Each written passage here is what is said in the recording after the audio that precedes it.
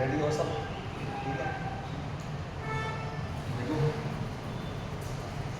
पवनों के द्वारा जो अपरदनाक में इस तरह घटतियाँ हैं। 5वां टॉपिक है पवने। पवने मरुस्थलीय प्रदेशों में अपरदन करती हैं और निक्षेपण करती हैं। इन पवनों के जो कार्य हैं वो मरुस्थलीय प्रदेशों में किए जाते हैं और यहाँ 3 प्रकार की पवनों के द्वारा क्रिया होती है: अपवान, अपघर्षण और सन्निकर्षण। जब पवन तापमान की भिन्नता के कारण,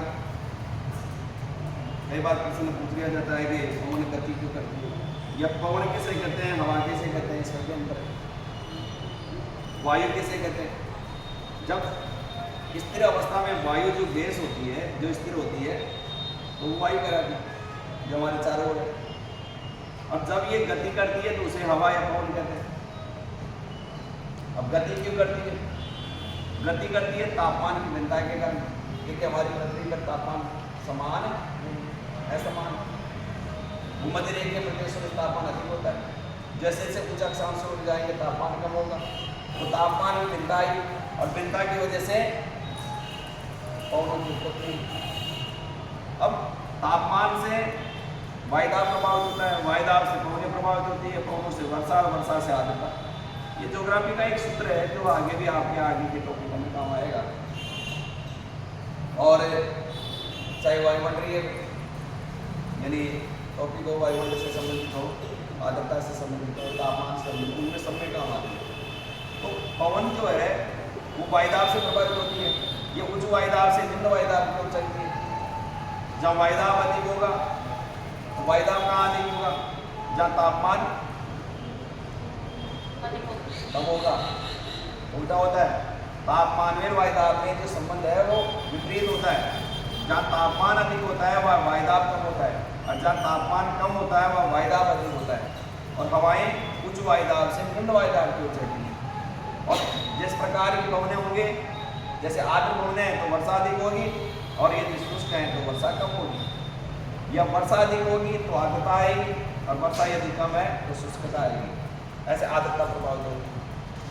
अब ये जो सूत्र है ज्योग्राफी में बहुत से टॉपिकों में काम आएगा, लेकिन हमारा जो आज का टॉपिक है वो है पवनें।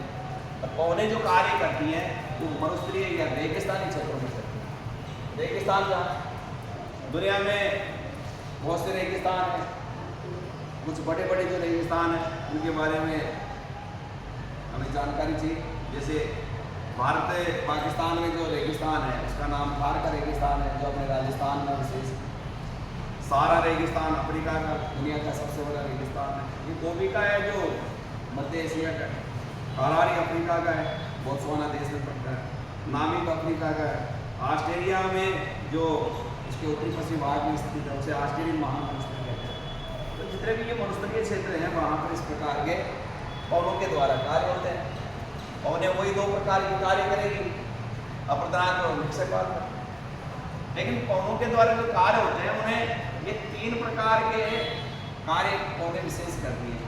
एक अपवान, अपघर्षण और सन्निकर्षण। ये तीनों कॉम्पिटिटिव एग्जाम में पूछे गए। अपवान किसे कहते हैं? जब पवन मरुस्थलीय प्रदेशों में जब गति करती है, चलती है, बहती है, तो मिट्टी के कणों को अपने साथ लेके उड़ा के लेके जाती है। बस इसी प्रकार की क्रिया को क्या कहते हैं? अपवान कहते हैं।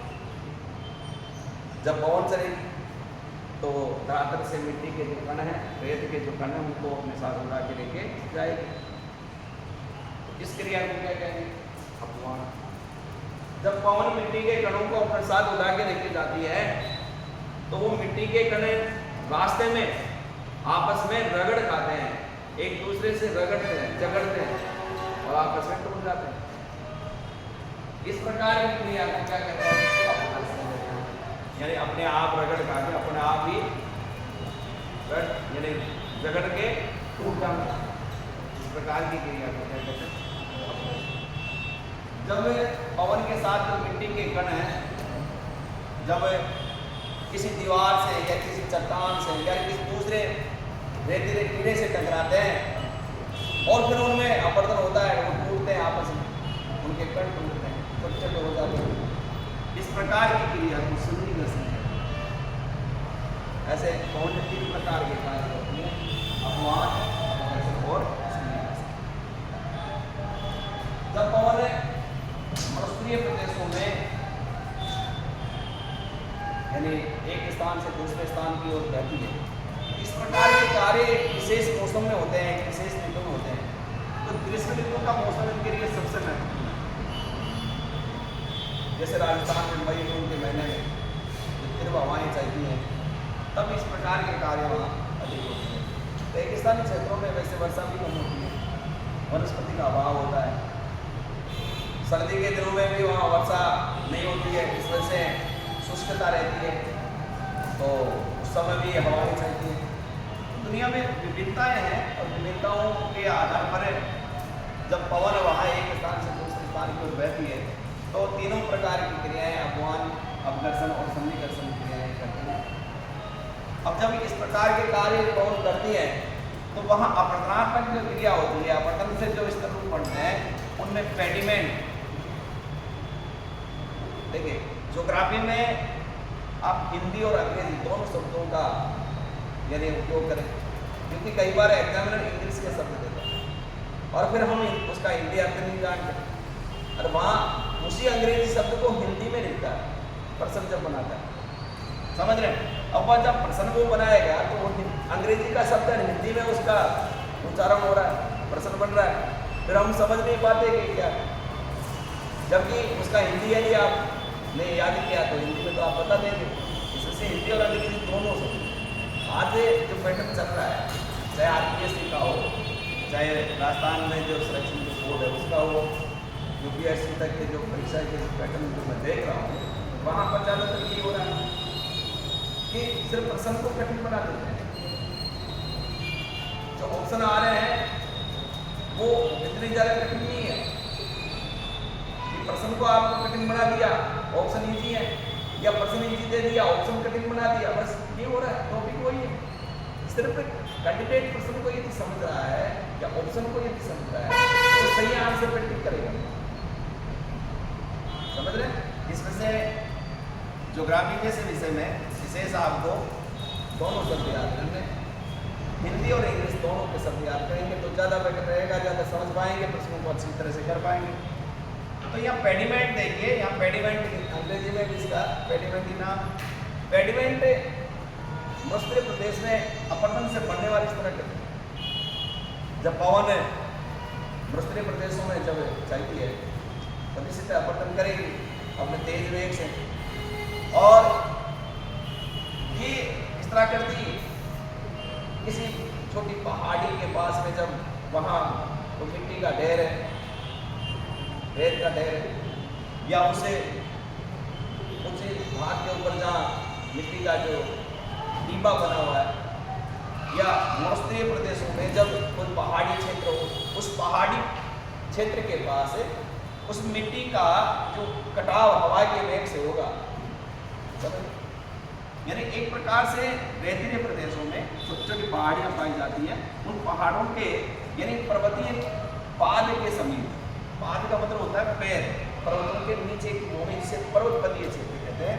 तो पर्वतपदीय क्षेत्रों में जब वहाँ रेत का जो कटाव होता है हवा के द्वारा यानी उसका अपवर्तन होता है, तो वहाँ पर्वतपदीय क्षेत्रों में एक आकृति का निर्माण होता है जिसे पेडिमेंट कहते हैं। पेडिमेंट और पदस्थली दोनों में बहुत अंतर है, जबकि दोनों एक ही स्थान पर धीरे धीरे वही पर्वतीय भाग धीरे धीरे अपवर्तित होकर कट के दूर होते जाते हैं। पेडिमेंट और पेडिप्रेन, देखो यहाँ हिंदी में अंग्रेजी में देखो अंतर है। यहाँ हिंदी में पदस्थली है और ये पेडिप्रेन जो है ये अंग्रेजी का शब्द है। ये कई बार पूछा गया पेडिप्रेन किसे, पेडिप्रेन क्या होता है। जब पेडिमेंट जो हुआ उस पेडिमेंट में भी अपवर्तन होगा और धीरे धीरे वो हवा के द्वारा और उनके द्वारा कट के एक मैदान में परिवर्तित हो जाता है, बस उसी को पदस्थली या पेडिप्रेन कहते हैं। समझ गए? यानी जब मरुस्थलीय प्रदेशों में किसी पहाड़ी या पर्वतीय क्षेत्रों पर पहाड़ी उसके ठीक नीचे का भाग, आपने बहुत से ऐसे पहाड़ देखे होंगे, उसके पास की ऐसी भूमि जहाँ रेत का जमाव, उस रेत के जमाव में जब अपरदन होता है उस यानी पर्वतीय क्षेत्र का जो है यानी मध्यस्थलीय जो पहाड़ है जब उसमें अपरदन होता है तो उससे जो बनने वाली इस तरह करती है वो पेडिमेंट कराती है। और जब वो पेडिमेंट यानी धीरे धीरे वो अपरदन होता रहा पूरी तरह से वो एक मैदान में प्रेन होता है। देखो यहाँ अंग्रेजी के शब्द से समझिए, पेडी यानी ये जो पेडिमेंट है, पेडी ये क्या हो गया? प्रेन हो गया। पेडिमेंट क्या हो गया? प्रेन हो गया, मैदान बन गया। उसको क्या कहेंगे? मध्यस्थली यानी पेडी प्रेन कहेंगे। आप उस शब्द से अर्थ निकाल सकते हैं। यानी पेडिमेंट और पेडिप्रेन में अंतर क्या हो रहा है कि पेडिप्रेन क्या है? पेडिप्रेन एक प्रकार से मैदान की संरचना है जो पौधों के द्वारा अपरदन होते होते पूरी तरह से प्रेन हो जाता है पूरा क्षेत्र। वो जो पेडिमेंट था वो पूरी तरह से हट गया और क्या बन गया? प्रेन मैदान बन गया।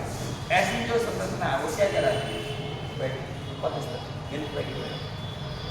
अब ये नेक्स्ट जो टॉपिक है प्राय कई बार एग्जाम्स में पूछा गया, मोस्ट इंपोर्टेंट क्वेश्चन में आते हैं ये समझ लें। मोस्ट इंपोर्टेंट क्वेश्चन आरपीएससी में बहुत बार आया, REET second grade third grade RS तक की एग्जाम्स में प्रश्न आए। इतना आसान है, यदि आप इसको एक बार समझ लेंगे तो बहुत ही आसान है। जब उन्हें अपरदन करती है तो अपरदन से होता क्या है कि जैसे माने दो रेतीले हैं, ठीक है, दो रेतीले हैं। अब यहाँ पर पौने चलेंगी तो अपरदन होगा, अपरदन होकर ये निम्न भूमि का क्षेत्र बढ़ गया, ठीक है, यानी एक गहरा गड्ढा बढ़ गया दो रेत के टीमों के बीच में। हमने घाटियाँ पढ़ी थी। घाटी का मतलब क्या था? ये घाटी किसे कहते हैं कि पर्वतीय क्षेत्रों में जब नदियाँ प्रवाहित होती हैं तो वो अपरदन करती है और कटाव करते करते उसे गहरा कर देती है और वो इतना गहरा हो जाता है उसी को घाटी कहते हैं। धीरे धीरे चौड़ाई भी होती जाती है। अब यहाँ पर पौने चाहिए क्योंकि पौनों का वर्तनात्मक कार्य और नदी का वर्तनात्मक कार्य मंत्र है। नदी का वेग भी होता है, पौने भी रेगिस्तानी क्षेत्रों में अपरदन करती है, लेकिन वेग के ऊपर निर्भर करता है। जब ये इस प्रकार के दो रेतीले टीलों के बीच में जब यहाँ से अपरदन करती हैं तो ये भाग बहुत गहरा हो जाता है। निम्न भूमि का क्षेत्र कहते हैं इसे ज्योग्राफी की भाषा में, निम्न भूमि का क्षेत्र। अब निम्न भूमि का क्षेत्र बन गया। अब जब वर्षा होगी, देखो रेगिस्तान जितने की है वहाँ मिट्टी के कण अधिक पाए जाते हैं, तो यहाँ जब वर्षा होगी तो इसमें पानी भर जाएगा और ये एक खारे पानी की झील बन गई। खारे पानी की क्या बन गई? जो खारे पानी की झील होती है उसी को क्या कहते हैं? अंग्रेजी में वही नाम है, हिंदी में भी, तो यहाँ कंफ्यूजन होने की जरूरत नहीं है। इसमें जरूर ध्यान रखना, यह जरूर ध्यान रखना, मध्यस्थली और पेडिप्रेन दोनों एक होते हैं। प्राय निम्न भूमि में दो मरुस्थलीय प्रदेशों में दो रेतीले टीलों के बीच में निम्न भूमि जिसमें वर्षा का पानी भर जाता है उसे प्राय डेफिनेशन है सीधा सीधा। मरुस्थलीय प्रदेशों में दो रेतीले टीलों के बीच में निम्न भूमि का क्षेत्र जब वर्षा का दर बढ़ जाता है और वो एक खारे पानी की झील बन जाती है। ऐसे खारे पानी की छोटी छोटी जो झीलें हैं उनको मरुस्थलीय क्षेत्रों में क्या कहते हैं? पढ़ाया। नेक्स्ट टॉपिक है अपवाहन गर्भ। देखिए यहाँ अपवाहन शब्द आया, मैंने यहाँ अपवाहन शब्द बताया। जब अपवाहन शब्द का अर्थ आता है तो गर्भ तो वैसे ही पढ़ चुके आप, बहुत गर्भ में पढ़ा था। गर्भ यानी गड्ढा। अपवाहन जब मिट्टी जब पौने अपने साथ मिट्टी के कण उड़ा के लेके जाती है मिट्टी के कण हवा के साथ उड़के जा रहे हैं, पवन के साथ उड़के जा रहे हैं, जब वो किसी सामने किसी रेत के टीरे से टकराती है तो वो मिट्टी के कण इस रेत के टीरे में छोटे छोटे गड्ढे बना देती है रेत के, या टीरे से टकराएगी तो इसके भाग में, बाहरी भाग में छोटे छोटे गर्त बन जाते हैं, गड्ढे बन जाते हैं। कठोर दीवार है, ओस है, उसमें भी हवा के उस रेत के कणों से टकरा कर हवा के वेग से छोटे छोटे क्या बन जाते हैं, गड्ढे बन जाते हैं। ऐसे गर्तों को ही अपवहन गर्त कहते हैं, यानी डिफ्रैक्शन हॉर्स, यानी अपवहन गर्त कहते हैं। हवा के वेग से, हवा के वेग, जो हवा के साथ क्या है, मिट्टी के कण, मिट्टी के कण जब उन कणों से टकराते हैं तो अपरदन होता है, अपरदन होता है तो वहाँ छोटे छोटे गर्त यानी गड्ढे बन जाते हैं। और ऐसे गड्ढों को क्या कहते हैं, अपवहन गर्त, क्योंकि हवा के वेग से बने, इस वजह से अपमान की क्रिया होगी, इस वजह से हवा से बनने, पवन से बनने वाले इस प्रकार के गड्ढों को क्या कहते हैं, अपवहन गर्त। देखिए गुहा, सब में नाम चेंज हुआ है। या मैं एक शब्द में कहूँ तो अपरदनाश में जितने भी कारक हैं, अपरदनाश में 5 कारक हैं, प्रवाहित जल, भौमजल, हिमानी, समुद्री तरंगे धाराएं और पवने, ये 5 कारक हैं।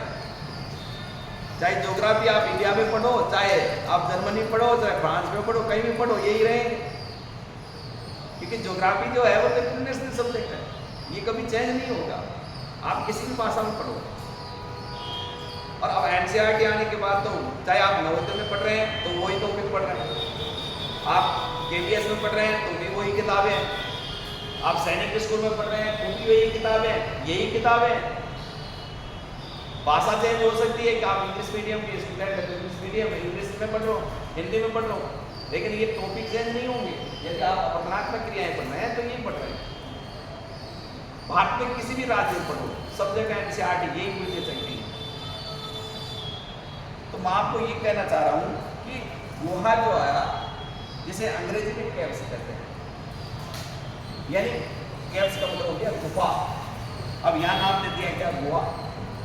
गुफा किसे कहते हैं, गुफा किसे कहते हैं?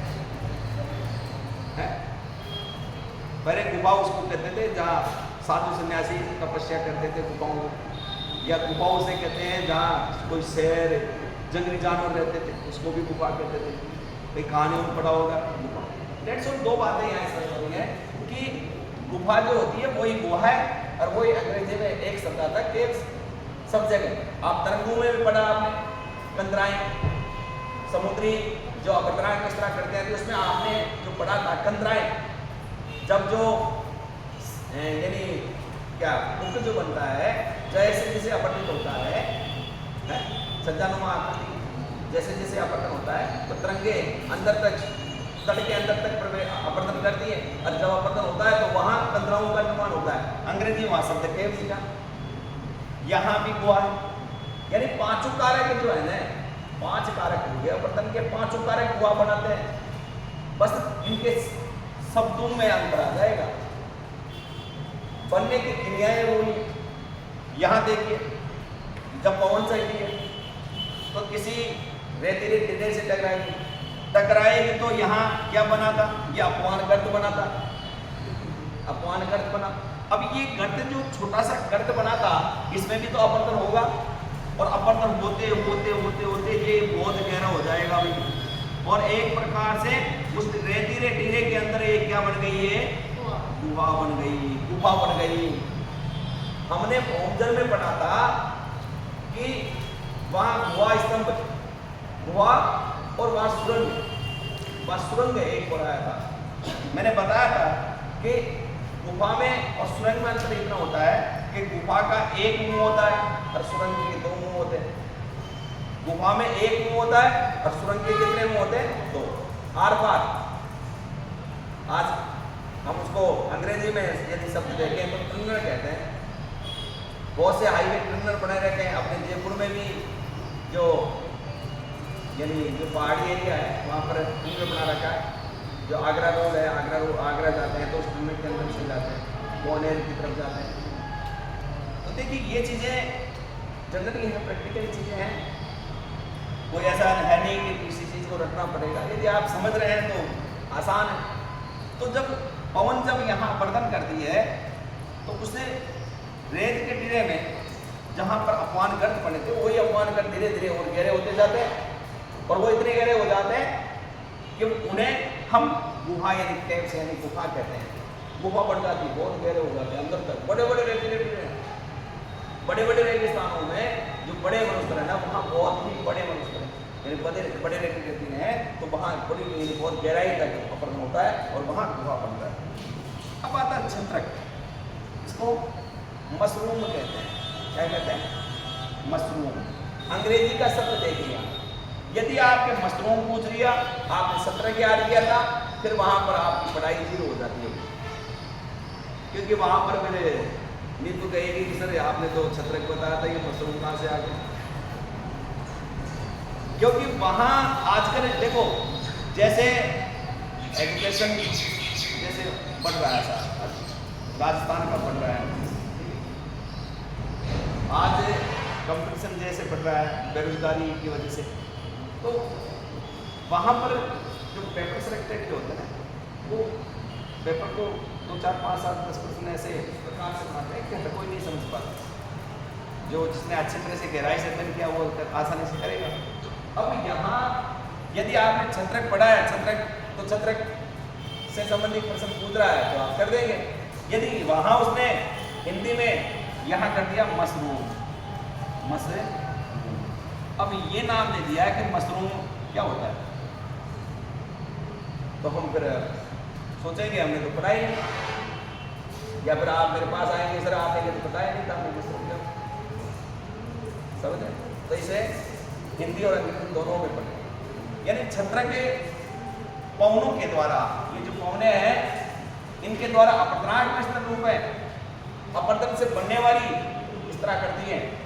जब एक रेत का टीला है, ठीक है, अब यहाँ से पवन अपरदन कर दिए, इधर से पवन अपरदन कर दिए, और ये कट के एक पीटिका की भांति, यानी एक टेबुल की भांति, टेबुल आकृति में, टेबुल जो होती है जिस पर हम पढ़ते हैं, किताबें रखते हैं, वो टेबुल जो, उस टेबुल की भांति जो संरचना पाई जाती है, यानी हम इसको ये कहें टेबुल की भांति, और एक होती है जो छत्ता होता है, छत्ते की आकृति में, यानी इस प्रकार से, ठीक है, मशरूम भी आती है इस प्रकार छत्ते नुमा या मशरूम नुमा जो आकृति होती है, अंग्रेजी का जो शब्द है उससे भी आप समझ सकते हैं। एक मशरूम आती है तो उसकी आकृति के अनुसार, इस आकृति के अनुसार, यानी ये पूरा कट गया, ये जो रेतीला जो टीला था ये हवा के अपरदन से कट गया, और ये इस प्रकार की जो आकृति बच गई इसको हम कहेंगे एक छत्रक, यानी छत्तानुमा आकृति। छत्रक का मतलब है छत्ते नुमा, छत्ता जो होता है उस छत्ते नुमा जो आकृति में जो बच जाता है, क्योंकि कट नहीं पाया ठोस था, इस प्रकार की आकृति को छत्रक या मशरूम नुमा जो आकृति है, मशरूम जिसे कहते हैं, अंग्रेजी का जो शब्द है ये मशरूम होता है, उसकी आकृति में जो बच होता है, यानी इस तरह करके बनती है, उसे छत्रक या मशरूम कहते हैं। ये नेक्स्ट टेबुल, अब यही जो आकृति है, देखो भाई यदि ये मशरूम में बना तो उसे छत्रक कहेंगे, और यदि टेबुल नुमा आकृति में ये बन जाता है, ऐसे टेबुल बन जाती है चौकोर स्थिति में, ऐसे टेबुल जिसको कहते हैं हम, उसमें इस प्रकार की से यदि अपरदन से, यानी पवन ने अपरदन किया और शेष जो बचा वो टेबुल नुमा आकृति में बच गया, तो उसे क्या कहेंगे? पीटिका से, भेड़ की पीठ के समान यही आकृति, जब ये रेत का टीला था सर, अब इसमें अपरदन होता गया और ये भेड़ की पीठ के समान, यानी इसको कहते हैं भेड़ की पीठ के समान, यानी पीटिका से जो है, पीटिका यानी ऐसे ठोस जो भाग था, भेड़ जो होती है, ठीक है, भेड़ को क्या कहते हैं? सिप, यानी जो भेड़ है, सिप जो है, उसकी जो पीठ होती है, उस पीठ की आकृति के अनुसार जो भाग, जो चट्टान यानी जो मरुस्थलीय प्रदेशों में जो रेतीले जो टीले हैं, रेत का जो टीला है वो पवन के अपरदन से, यानी उसका अपरदन हो गया, कट गया, और बाकी जो आकृति जो शेष बची, जो शेष उसका भाग है, वो भेड़ की पीठ के समान था, तो ऐसी जो आकृति है उसको पीटिका से कहते हैं। ये प्रश्न भी आया हुआ है कई बार, इंपॉर्टेंट क्वेश्चन हो गया कि पीटी का सेट, ये इसको विशेष वेरी पीटी के समान की जो आकृति होती है उसे पीटी का सेट कहते हैं। तो ये सब अपवर्तनांक में इस तरह कर दिया। अब इन्हीं में निक्षेपांक में इस तरह कर दिया। नेक्स्ट